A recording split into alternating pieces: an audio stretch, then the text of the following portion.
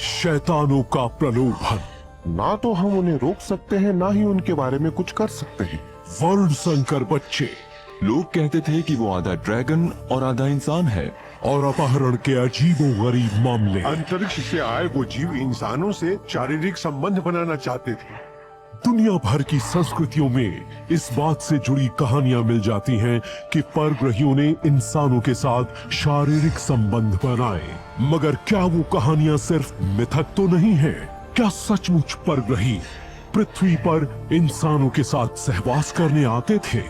इस बात में कोई शक नहीं कि कुछ जीवों का बस एक ही मकसद था, इंसानों के साथ सहवास करना, और उसकी भी एक खास वजह थी। दुनिया भर में करोड़ों लोग मानते हैं कि हमारी पृथ्वी पर एक जमाने से परग्रही आ जा रहे हैं। अगर उनकी बात सच हुई तो क्या उन प्राचीन परग्रहियों ने हमारे इतिहास को गढ़ा है? अगर हां, तो क्या हम उन परग्रही पिताओं की संतान हैं? वो कौन थे? वो पीछे क्या छोड़ गए? वो क्यों आए थे? वो कहां चले गए? क्या वो वापस आएंगे?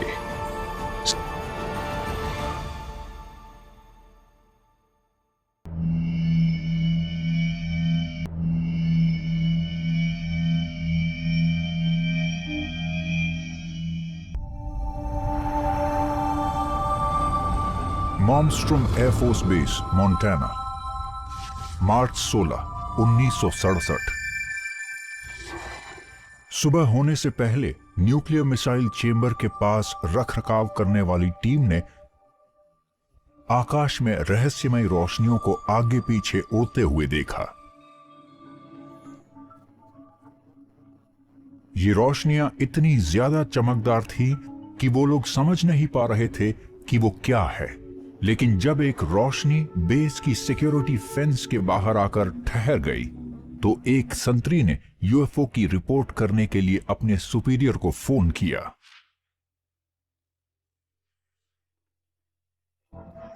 जमीन पर खड़े लोग अचानक दिखाई देने वाले इस नजारे को समझने की कोशिश कर रहे थे, और तभी अलार्म्स बंद होने शुरू हो गए। न्यूक्लियर वेपन्स ऑफ अलर्ट होने लगे, जिसका मतलब था कि वो एक ऐसे स्टेट में जा रहे हैं जिसमें उन्हें चलाया नहीं जा सकता। जब एक मिसाइल अपने आप बंद होती नजर आई, तो ये बड़ी बात थी। वहां एक कोहराम समझ गया। लोगों ने सोचा कि वहां मेंटेनेंस क्रूज हैं, तो हो सकता है कि वो उस पर काम कर रहे हो, जिसकी वजह से उन्हें मिसाइल ऑफलाइन ले जानी पड़ी हो। उन्होंने हमें नहीं बताया, उन्होंने प्रोटोकॉल फॉलो नहीं किया। लेकिन जब दूसरी मिसाइल्स तेजी से ऑफलाइन जाना शुरू हो गई, तब उन्हें लगा कि कुछ गड़बड़ हो रही है। और फिर बाद में उन्होंने इंजीनियर्स की टीम को बुलाया, ये देखने के लिए कि हुआ क्या है। ये मेमोरेंडम में लिखा गया था, जिसके बारे में उस फैसिलिटी और नोरैड के बीच ये बात चलती रही कि ये कैसे हुआ। वो ये जानना चाहते थे, क्योंकि जो हुआ वो हमारी नेशनल सिक्योरिटी और उन लोगों के लिए बहुत बड़ी चिंता की बात थी जो हथियारों के इंचार्ज थे। मिसाइल्स बनाने वाली कंपनी बोइंग ये पता नहीं कर पाई कि उनके साथ क्या गड़बड़ी हुई थी। वो मिसाइल के इलेक्ट्रिक सिस्टम के एक हिस्से में इलेक्ट्रिक सिग्नल भेजकर उस फॉल्ट को डुप्लीकेट करके देख सकते थे, लेकिन वो प्रोटेक्टेड था, और वो ऐसा क्यों था वो आज तक किसी को पता नहीं चल पाया है।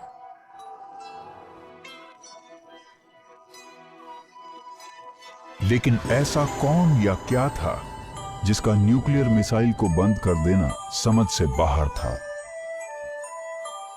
वॉशिंगटन बेस्ड डिस्क्लोजर प्रोजेक्ट ने मिलिट्री और यूएफओ के बीच हुए एनकाउंटर्स पर डिटेल में रिसर्च की, और सबूत के आधार पर वो ये मान गए कि ये एक एलियन एनकाउंटर था। एक यूएफओ ने किसी तरह ऑफलाइन करके कम से कम 16 से 20 इंटरकॉन्टिनेंटल बैलिस्टिक मिसाइल्स को अनलॉन्चेबल बना दिया था।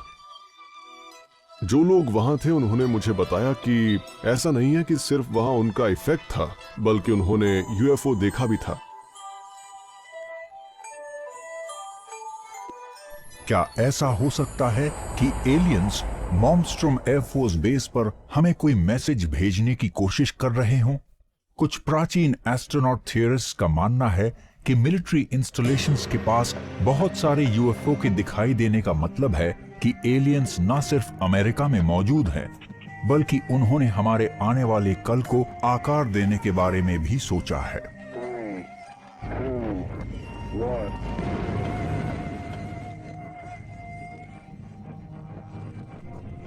जब से हमने अपने पहले एटॉमिक वेपन को चलाया है, तब से यूएफओज हमारी न्यूक्लियर फैसिलिटीज में इंटरेस्ट लेने लगे हैं। वो ये देखना चाह रहे हैं कि हम इस दुनिया के लिए और स्पेस में शांति से रहने वाले दूसरे लोगों के लिए किस हद तक खतरा बन सकते हैं। कहीं ऐसा तो नहीं है कि जब से हमने परमाणु हथियारों से दुनिया को खत्म करने की ताकत हासिल की है, तब से दूसरी दुनिया के लोग ज्यादा बड़ी तादाद में आ रहे हैं, खासकर ये देखने के लिए कि हम ऐसा ना करें।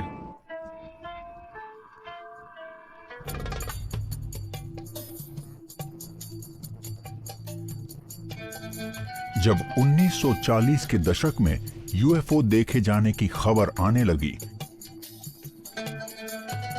तब कुछ नेटिव अमेरिकन्स ने इसे स्टार बीन्स की अपनी कहानियों के हिसाब से एक वार्निंग की तरह लिया।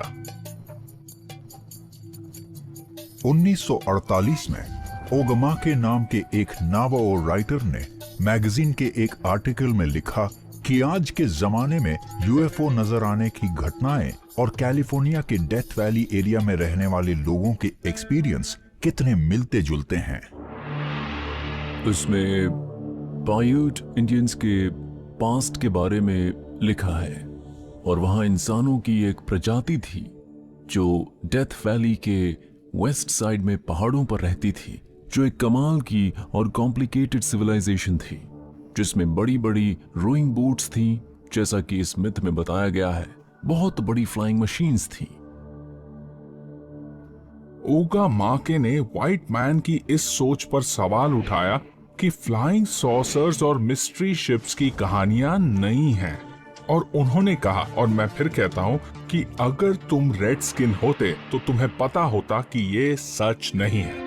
उन्होंने लिखा कि उनके लोग आकाश में इस तरह की चीजें हजारों साल से देखते आ रहे हैं, और बेसिकली उन्होंने ये कहा कि उनके लोगों के लिए ये सिर्फ एक थियरी नहीं है कि एलियंस दुनिया में आते हैं, बल्कि ये सच है।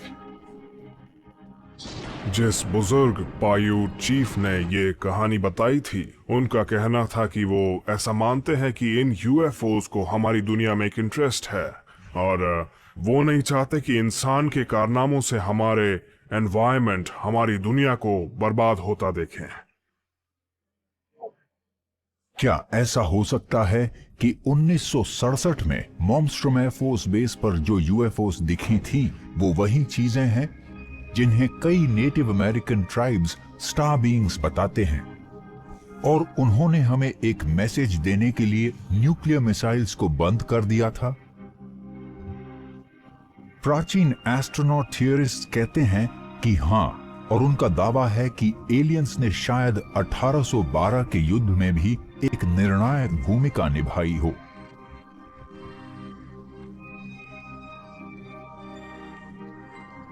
दुनिया की सबसे बड़ी UFO investigative organisation Colorado based mutual UFO network के मुताबिक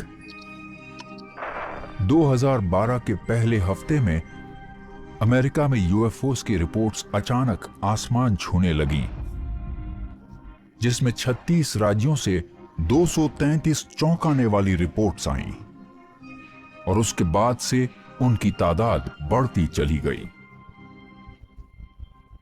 अगर एलियंस वाकई आज भी पृथ्वी पर आ रहे हैं, तो क्या अमेरिका में उन्होंने कोई खास इंटरेस्ट लिया है? और क्या वो हमारे भविष्य को तय करने में भी हमारी मदद कर रहे होंगे? प्राचीन एस्ट्रोनॉट थियरिस्ट का मानना है कि इसका जवाब शायद अमेरिकन हिस्ट्री में हुई एक बहुत बड़ी घटना को पलटकर देखने पर मिल सकता है।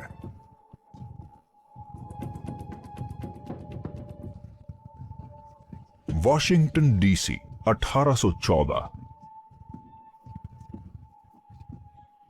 1812 से चल रही खूनी जंग में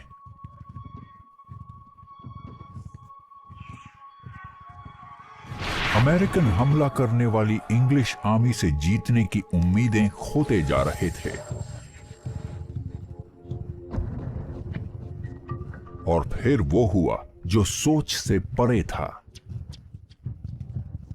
एक विदेशी सेना वॉशिंगटन डीसी में घुसने के लिए तैयार खड़ी थी।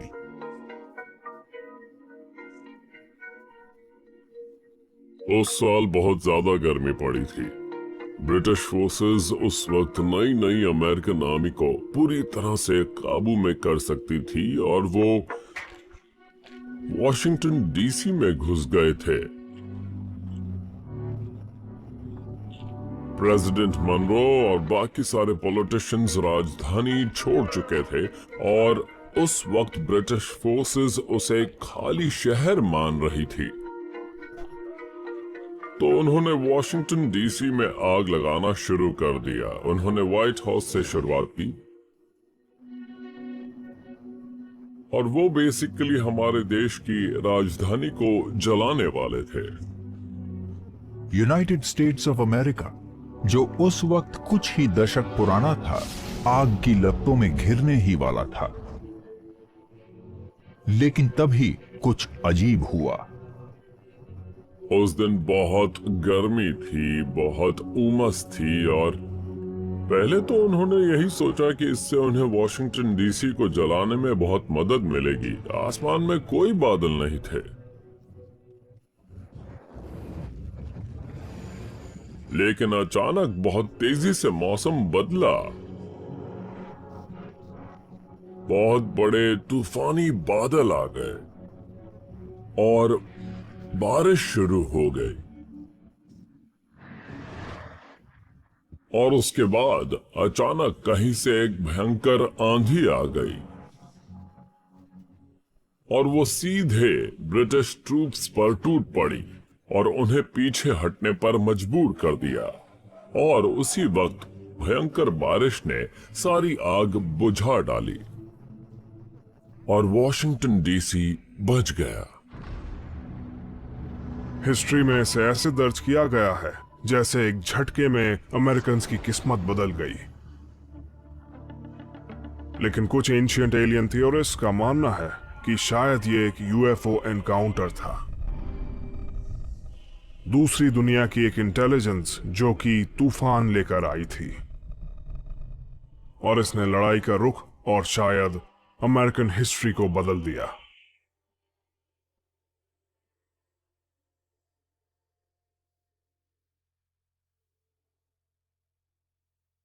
क्या ऐसा हो सकता है कि जिस तूफान ने 1812 का युद्ध जीतने में अमेरिका की मदद की, वो असल में दूसरी दुनिया के लोगों का लाया हुआ था? और अगर ऐसा है, तो क्या वो कमजोर अमेरिकन एक्सपेरिमेंट को बचाने की कोशिश कर रहे थे?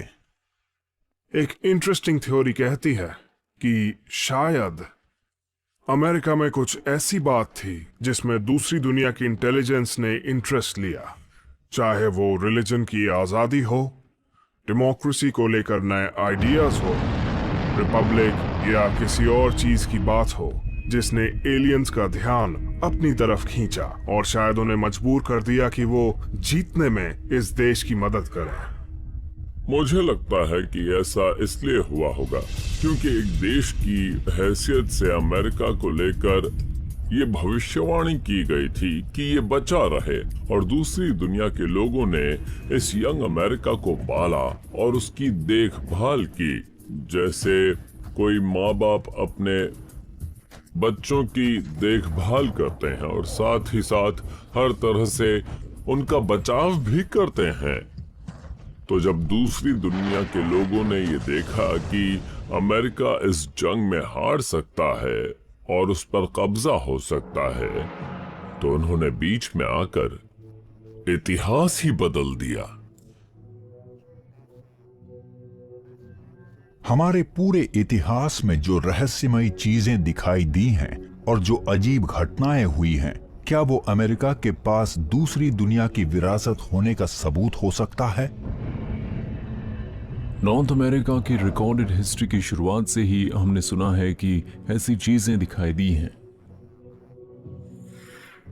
और आज हमारे मॉडर्न वर्ल्ड में हम दोबारा उन्हीं क्रीचर्स को देख रहे हैं, और हमें पूछना पड़ता है कि क्या ये वही स्टार बीइंग्स हैं, क्या ये वही क्रीचर्स हैं जिन्हें हम हजारों साल पहले देखते आ रहे हैं, और अब हमसे कहा जा रहा है कि हम अपनी दुनिया में उनके लिए जगह बनाएं।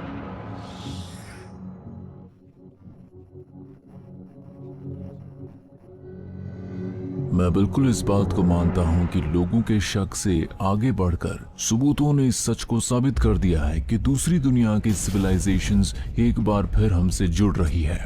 और बड़ा सवाल ये है कि ऐसा क्यों हो रहा है। मेरा पर्सनल व्यू ये है कि वो हमें कुछ सिखा रहे होंगे, हमें अपग्रेड कर रहे होंगे। हम लोग तो जैसे जंगबाज लोग हैं। हो सकता है दूसरी दुनिया का कोई शायद ये चाहता हो कि जब हम भी एक दिन जंग में उतर जाएं तो वो हमारी जंग वाली ताकतों पर लगाम लगा सकें और उन्हें काबू में रख सकें।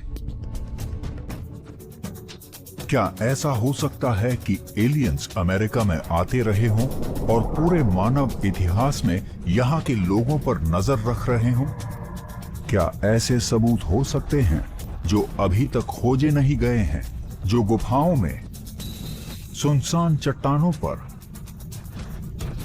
या ग्रैंड कैनियन में छुपे हों? अगर दूसरी दुनिया के लोग वाकई आज भी आते हैं तो क्या वो धीरे धीरे अपनी मौजूदगी का एहसास दिला रहे हैं, जिससे हम उनकी वापसी के लिए तैयार हो सकें?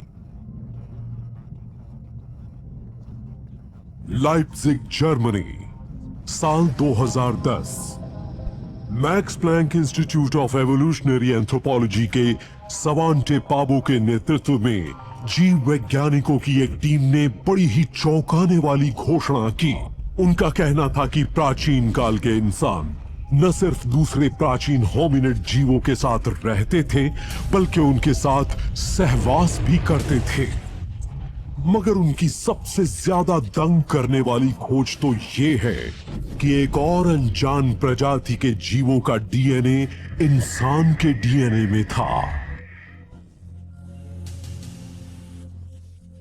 अभी तक तो हम में से ज्यादातर लोगों ने इंसान के विकास के उस खास डीएनए मॉडल को ही देखा है, जिसमें साफ नजर आता है कि हम शरीर रचना के लिहाज से किस तरह से अपने पूर्वजों यानी होमिनिड से आज के इंसान बने।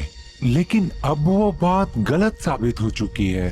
अब हमें इस बात के सबूत मिल रहे हैं जो बताते हैं कि उस वक्त इंटरब्रीडिंग भी हो रही थी, जिसे आज की मीडिया इंसानों की एक मिस्ट्री स्पीशीज यानी रहस्यमय प्रजाति कह रही है।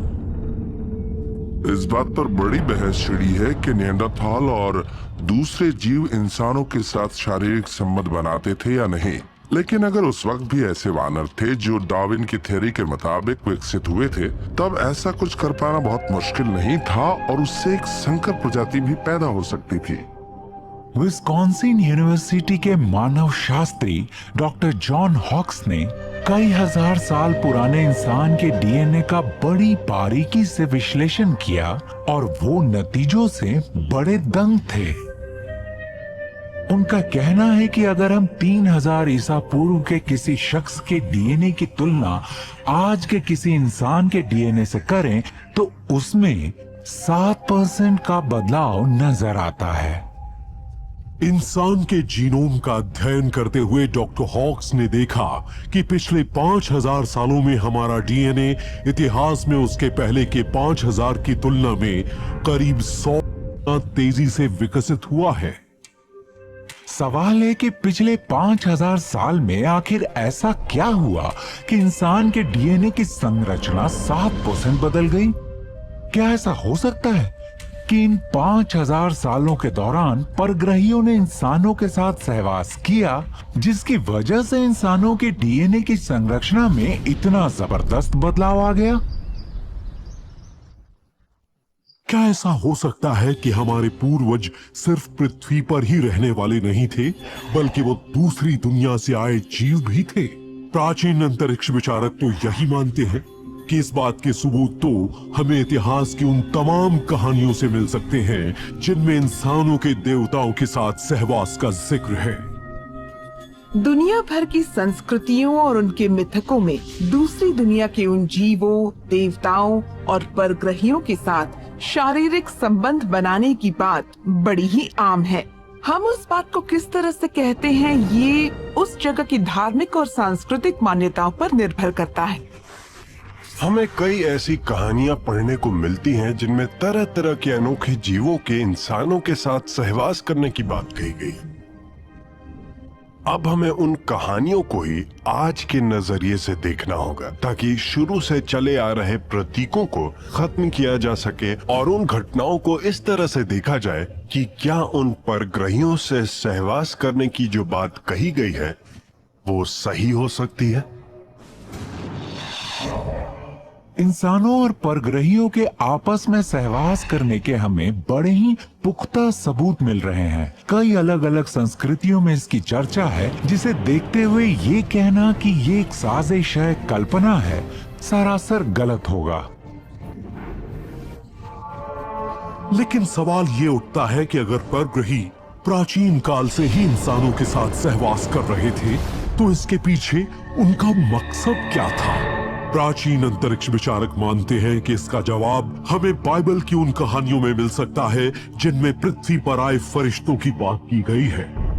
जिन फरिश्तों ने देवताओं से बगावत की थी उनके लिखे लेखों में साफ लिखा है कि वो पृथ्वी पर चले आए और यहाँ इंसानों की खूबसूरत बेटियों को ढूंढा और उनसे शादी कर ली। मतलब उन्होंने उन लड़कियों के साथ सहवास किया जिनसे बच्चे भी पैदा हुए। मगर विधाता इस बात से खुश नहीं थे।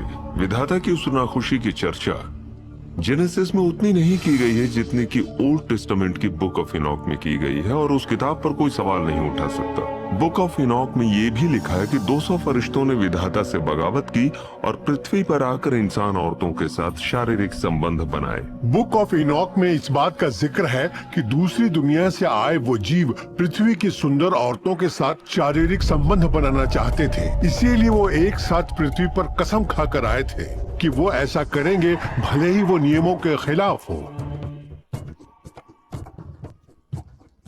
बुक ऑफ इनॉक नाम का वो मिथकीय लेख ईसा मसीह के जन्म से पहले लिखा गया था, मगर उसे बड़ी सफाई से 4वीं सदी ईस्वी में लेओडिसिया की काउंसिल में बाइबल से निकाल दिया गया। बाइबल के बहुत से विद्वानों का कहना है कि ऐसा करने की वजह शायद पृथ्वी पर इंसानों की बेटियों से सहवास करने आए उन फरिश्तों की कहानी पर खड़ा हुआ विवाद था, मगर उस वक्त के लोगों ने उसे सच मान लिया था।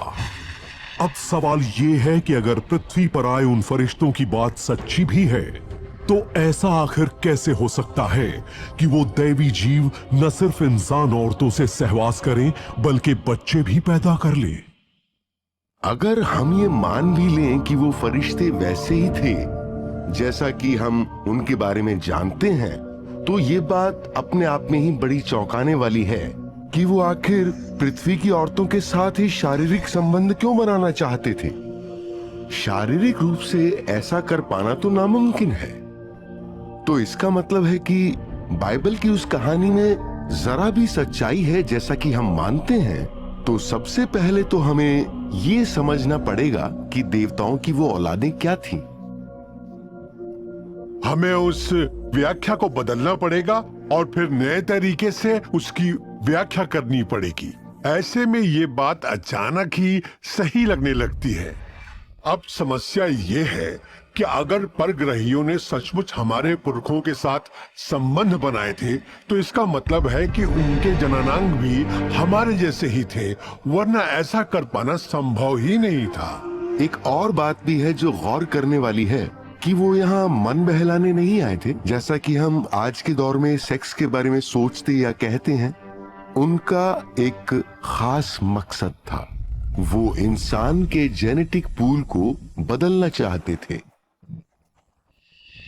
तो क्या ये कहा जा सकता है कि पृथ्वी पर आए फरिश्तों की कहानी असल में ये कहना चाहती है कि परग्रही पृथ्वी पर इंसानों के साथ सहवास करने इसलिए आए थे कि हमारी जेनेटिक संरचना को बदल सके?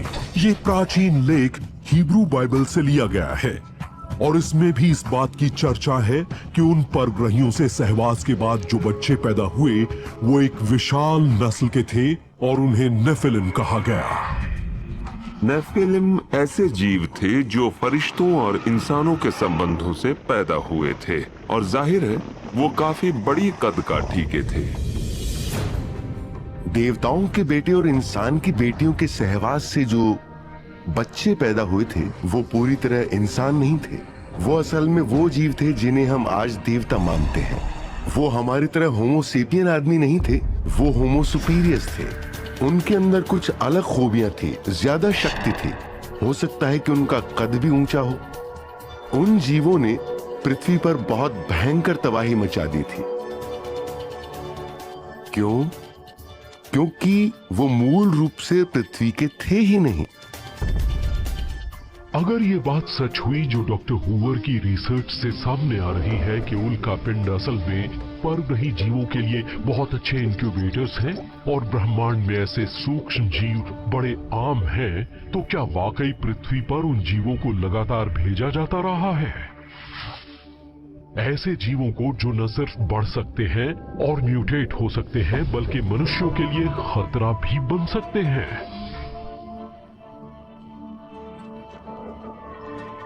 Sussex, England, 1992। हजारों की संख्या में मवेशियों को मारा जा रहा था क्योंकि सरकारी अधिकारी पृथ्वी पर फैली एक बेहद खतरनाक बीमारी को फैलने से रोकना चाहते थे। उसका नाम था मैड काउ डिजीज और ये एक बिल्कुल नई बीमारी थी जो बड़े ही अनोखे प्रोटीन्स प्रियॉन्स से होती थी। मैड काउ ने बीमारियों की वजह के बारे में हमारी पारंपरिक सोच को बदल दिया था, क्योंकि उसकी वजह बैक्टीरियम नहीं थे, ना ही वायरस थे। वो एक तरह के खतरनाक प्रोटीन्स थे जो सही तरीके से फोल्ड नहीं होते थे और ये बात दूसरे प्रोटीन्स को भी बता देते थे, जिससे वो भी ठीक तरह से काम नहीं करते थे। कॉमेटरी डिब्री में मिलने वाले कुछ माइक्रोब्स का केमिकल स्ट्रक्चर काफी हद तक प्रियॉन्स जैसा ही होता है। वो अंतरिक्ष से पृथ्वी पर आए हो सकते हैं क्योंकि मैड काउ डिजीज अचानक ही शुरू हुई थी और वो बहुत तेजी से फैलाई भी गई थी। एंशिएंट एस्ट्रोनॉट थ्योरिस्ट मानते हैं कि मैड काउ डिजीज के अचानक फैलने की वजह से एक सवाल खड़ा होता है, क्या दूसरी महामारियां भी अंतरिक्ष से ही आई थीं? और अगर ऐसा है तो क्या वो इत्तेफाक से पृथ्वी पर आ गए थे या उन्हें जानबूझकर भेजा गया था? जिन महामारियों ने पृथ्वी पर विनाश लीला की थी, क्या उनकी वजह वो एलियन वायरसेस थे जो लगातार पृथ्वी पर आते रहते हैं? 26 अगस्त 1976 जायर के एक छोटे से गांव यम्बुकू में अचानक ही एक खतरनाक बीमारी फैली जिसमें उसका शिकार बनने वाले शख्स के हर ओरिफिस से खून निकलने लगता था। उस बीमारी का नाम था इबोला। इबोला इंसानों और दूसरे वानरों को होने वाला एक वायरल हेमोरेजिक फीवर होता है। उसमें बड़ी मात्रा में इंटरनल ब्लीडिंग होती है और 50% से ज्यादा मामलों में मौत हो जाती है। शुरुआत में तो यही कहा गया कि वो एक नई बीमारी है, लेकिन सजग इतिहासकारों ने बताया कि इबोला के लक्षण भी उस विनाशकारी महामारी के लक्षणों से मिलते हैं जिसने करीब 2000 साल पहले रोमन साम्राज्य में तबाही मचा दी थी। 250 ईस्वी में प्लेग ऑफ सिप्रियन ने नॉर्थ अफ्रीका के कार्थेज शहर में तबाही मचाई थी। उसमें भी उसका शिकार बनने वाले लोगों के हर ओरिफिस से इबोला वायरस की तरह ही खून निकलने लगता था और उसने शहर की आधी आबादी का सफाया कर दिया था। लेकिन वो बीमारी जितनी तेजी से फैली थी उतनी ही तेजी से पृथ्वी पर से गायब भी हो गई। अगर इबोला तीसरी सदी में भी पृथ्वी पर था और फिर अचानक ही गायब होने के बाद 1970s में दोबारा आया, तो क्या ऐसा हो सकता है कि वो अंतरिक्ष में छिपा बैठा हो, शायद एक उल्का पिंड के अंदर रहा हो और इसी वजह से वो एक बार फिर से एक उल्का पिंड पर सवार होकर वापस पृथ्वी पर आया और उसने पहले से ज्यादा तबाही मचाई थी। क्या ऐसा हो सकता है कि हम जिस वायरस को इबोला के नाम से जानते हैं वो शायद 2000 साल तक शांत छिपा बैठा रहा था? और क्या उन्हें एक नहीं बल्कि 2 बार पृथ्वी पर भेजा गया था? एंशिएंट एस्ट्रोनॉट थेरिस्ट मानते हैं कि इसका जवाब स्पष्ट है और सबूत के तौर पर वो इशारा करते हैं इतिहास की एक और बहुत ही विनाशकारी महामारी ब्लैक डेथ की ओर। इन बातों में सबसे दिलचस्प चीज ये है कि वो सारे वायरस आसमान में किसी बहुत ही अनोखी चीज से पैदा हुए थे। मिसाल के तौर पर उन्होंने आसमान में घूमती एक काली शील्ड देखी थी और उसके बारे में कहा गया कि वो ब्लैक डस्ट असल में उसी खास चीज से निकली थी। गेहूं के खेतों में भी लोगों ने ऐसी अनोखी आकृतियां देखी थीं, जिन्होंने हाथ में सिकल जैसी एक डिवाइस थाम रखी थी। आज कुछ लोग मानते हैं कि कुछ परग्रही जीव ही वो बीमारी फैला रहे थे।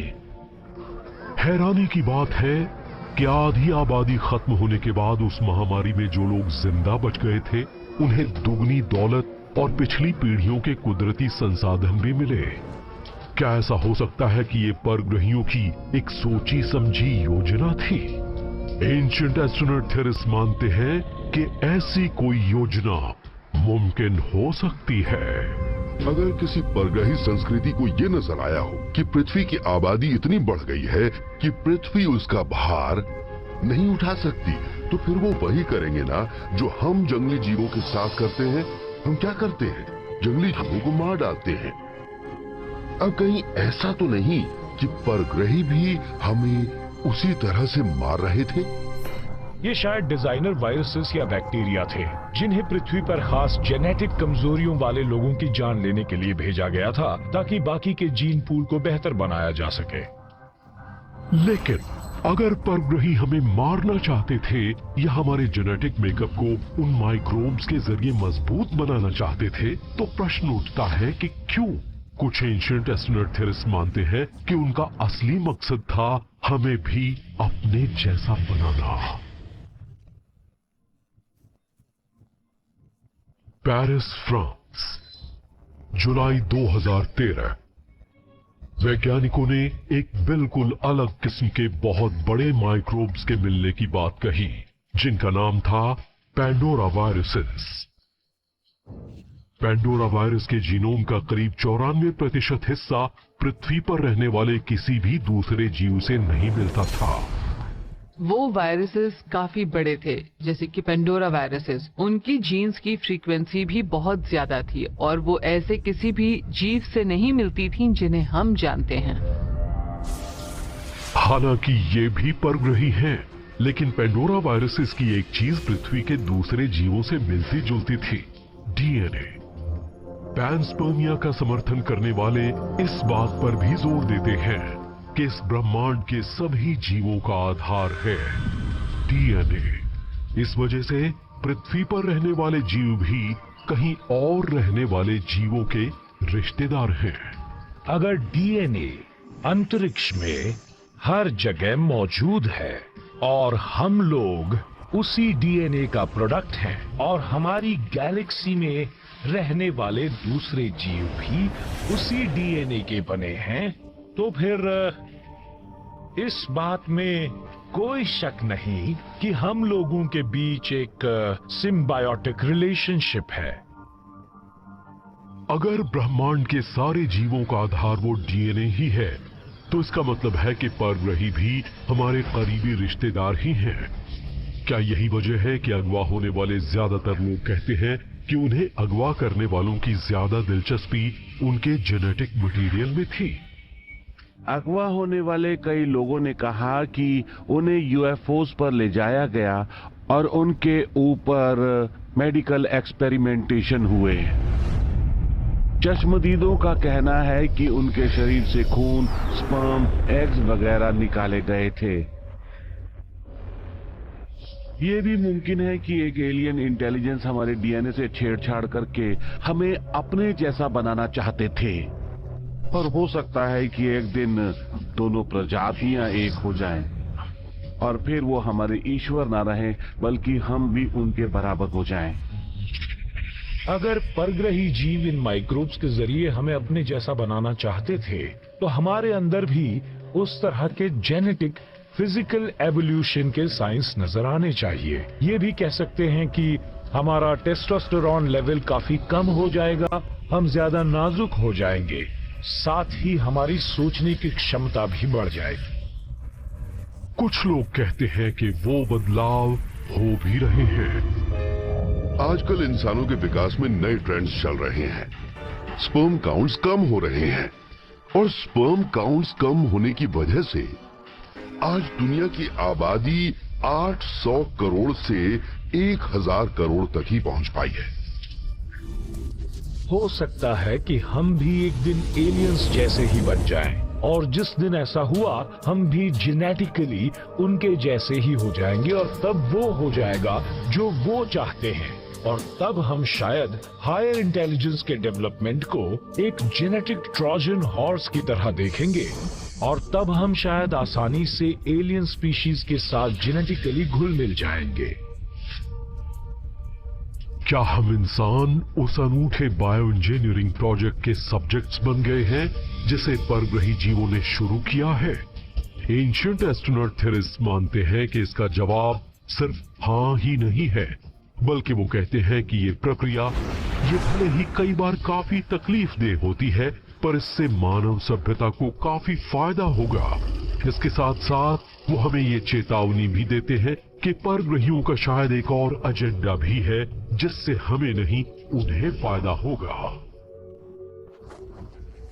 क्या ये कहा जा सकता है कि पृथ्वी पर बीमारियों का इतिहास मानव सभ्यता की नहीं बल्कि परग्रही कहानी है? 6 जून 2019 साइंटिफिक जर्नल करंट बायोलॉजी में रिपोर्ट आई कि रॉचेस्टर यूनिवर्सिटी के बायोलॉजिस्ट ने पी एफिड की गुत्थी सुलझा ली है। एक छोटा सा रस चूसने वाला मकोड़ा जिसे आमतौर पर पंख नहीं होते, उसे भी समय समय पर पंख उगाते हैं, खासकर तब जब वो नए पौधों पर अपनी बस्ती बसाना चाहता है। उन्होंने देखा कि जिन जीन्स की वजह से पंख बनते और गायब होते हैं वो असल में एक वायरस की हैं और उसके जीनोम पूरी तरह से उसके होस्ट में समाये होते हैं। रिसर्चर्स का कहना है कि इससे भले ही एफिड को फायदा होता है, लेकिन सच ये है कि इस तरह से असल में वो वायरस अपने पंख बनाता है ताकि खुद को और दूर तक फैला सके। इसी तरह से 2019 में ये भी पता लगा कि कई ततैयों में भी एक वायरस होता है जो उनकी उम्र बढ़ा देता है और उससे वो वायरस ज्यादा दूर दूर तक फैलता है। वायरसेस ने हमारी जिंदा या मुर्दा की सोच को ही बदल दिया है। अपनी आबादी बढ़ाने और जीवन से जुड़े दूसरे काम करने के लिए उन्हें एक होस्ट की जरूरत पड़ती है, इसलिए वो खुद मेटाबोलाइज नहीं कर सकते, बल्कि उन्हें अपनी होस्ट सेल पर इसके लिए निर्भर करना पड़ता है और तभी वो अपनी कॉपीज भी बना पाते हैं। अपने दम पर तो वायरस बेजान होता है और उसमें तभी जान आती है और वो अपनी आबादी बढ़ा पाता है जब उसे एक होस्ट मिल जाता है। अगर उन वायरसेस की तरह परग्रही भी हम इंसानों का इस्तेमाल कर रहे हैं तो कहीं इस तरह से वो अपनी प्रजाति को और तो नहीं बढ़ाना चाहते? कहीं ऐसा तो नहीं कि वो हमें धीरे धीरे अपने नए अवतार में बदल रहे हैं? वो हमें ज्यादा उन्नत इंसान नहीं बल्कि अपने जैसा बना रहे हैं? मुमकिन है, मगर कुछ एंशिएंट एस्ट्रोनॉट थ्योरिस्ट कहते हैं कि एफिड और ततैयों की तरह इस प्रक्रिया से शायद दोनों को फायदा पहुंचेगा। एक थियरी कहती है कि पृथ्वी पर आने वाले दूसरी दुनिया के जीव एक खत्म हो रही नस्ल के हैं और वो एक नया जेनेटिक मटेरियल इंजेक्ट कर रहे हैं जो उन्हें बचा सकता है। एक दूसरी थियरी कहती है, आइए हम इंसानों का डीएनए लेते हैं, एलियन का डीएनए लेते हैं और दोनों को मिलाकर एक ज्यादा बेहतर जीव बनाते हैं। मेरे ख्याल से इंसान एक लगातार चल रहे एक्सपेरिमेंट का हिस्सा है, वो जिसकी शुरुआत बहुत पहले हुई थी और शायद ये कभी न खत्म होने वाली प्रक्रिया है। मगर बदलाव क्या है, इसके बारे में मैं भी आपकी तरह अंदाजा ही लगा सकता हूँ।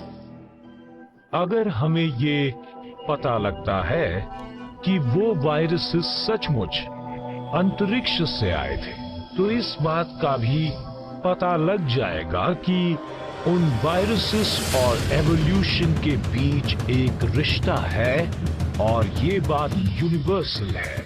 ये वो चीज है जो हमें ब्रह्मांड में मौजूद हर किस्म के जीव से जोड़ती है। क्या ये कहा जा सकता है कि पृथ्वी पर बीमारियों का इतिहास मानव सभ्यता की नहीं बल्कि परग्रही कहानी है?